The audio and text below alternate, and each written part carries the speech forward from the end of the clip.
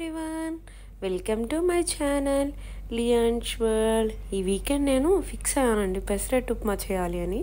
So అందుకే ముందు రోజునైతే ఒక కప్పు పెసలు తీసుకుని నానబెట్టేసుకున్నానండి. అవి నెక్స్ట్ డే మార్నింగ్కి సోక్ అయిపోయినాయి.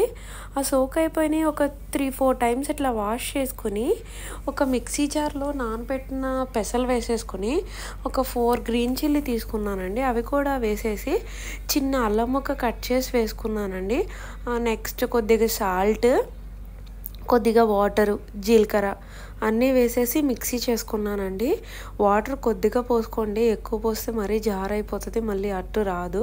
సో కావాలి అనుకుంటే చూసుకుంటే అడ్జస్ట్ చేసుకుంటూ పోసుకోవచ్చు కదా.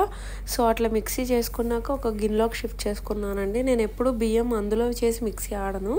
సో నేను ఒక గరిటె బియ్యం పిండి వేసుకుని దాన్ని బాగా మిక్స్ చేసుకుని పక్కన పెట్టుకున్నానండి. ఈ లోపల స్టవ్ ఆన్ చేసుకుని ప్యాన్ పెట్టుకుని కొద్దిగా వేరుశనగ గుళ్ళు, 4 పచ్చిమిర్చి హాఫ్స్ కట్ చేసి వేసానండి. అట్లా వేస్తే పెట్టులుతాయి కదా, మీద పడతాయి. ఒక్క డ్రాప్ ఆయిల్, ఎక్కువ కాదండి, ఒక్క డ్రాప్ ఆయిల్ వేసి ఫ్రై చేసుకున్నాను. అవి ఫ్రై అయిపోయినాక ఒక మిక్సీ జార్లోకి తీసుకుని చిన్న కొబ్బరి ముక్క పీసెస్ తీసి వేసుకున్నాను, చింతపండు, 2 వెల్లుల్లి రెమ్మలు, సాల్ట్ వేసి వాటర్ పోసి మిక్సీ ఆడేసుకున్నానండి.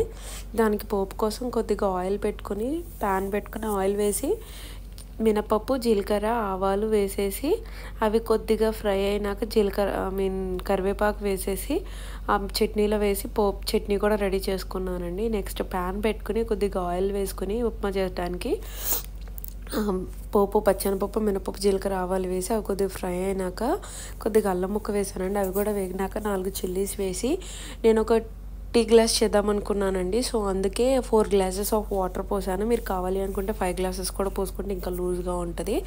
ఆ వాటర్ మరిగినాక ఉప్మా రవ్వ వేసేసానండి. స్లోగా బాయిల్ అయినాక ఉప్మా అంతా ఉడికిపోయినాక స్టవ్ ఆఫ్ చేసే ముందు ఒక స్పూన్ గీ అట్లా పైన వేసానండి. ఆ అరోమా చాలా బాగుంటుంది దోశ మీద వేసినప్పుడు కూడా. నెక్స్ట్ నేను ఒక పెద్ద లార్జ్ ఆనియన్ తీసుకుని పీసెస్ కింద కట్ చేసి అందులోనే జీలకర్ర వేసానండి. నెక్స్ట్ కొద్దిగా సాల్ట్ కూడా వేసేసి అవన్నీ బాగా మిక్స్ చేశానండి. బాగా మిక్స్ చేశాక ఇందాక మనం పెసరట్టు పిండి తీసుకున్నాం కదండి, అందులో కూడా ఒక్కసారి సాల్ట్ సరిపోయిందా లేదా అనేది అడ్జస్ట్ చేసుకోండి, తర్వాత కుదరదు కదా. సో నెక్స్ట్ ఇప్పుడే అడ్జస్ట్ చేసేసుకోండి. నేను ప్రతిరోజు అనుకుంటానండి మా ఆయనకి పెసరట్టు ఉప్మా చేయాలి అని. అయితే పెసరట్టు అయినా వేయగలుగుతున్నాను, ఉప్మా అయినా చేయగలుగుతున్నాను. సో ఈరోజు ఎలా అయినా వీకెండ్లో 2 చేయాలని స్టార్ట్ చేశానండి. ప్యాన్ పెట్టుకుని కొద్దిగా ఆయిల్ వేసుకొని ప్యాన్ కొద్దిగా హీట్ అయినాక ఒక గరిటె పెసరపిండి తీసుకొని అట్లా రౌండ్గా వేసేసానండి.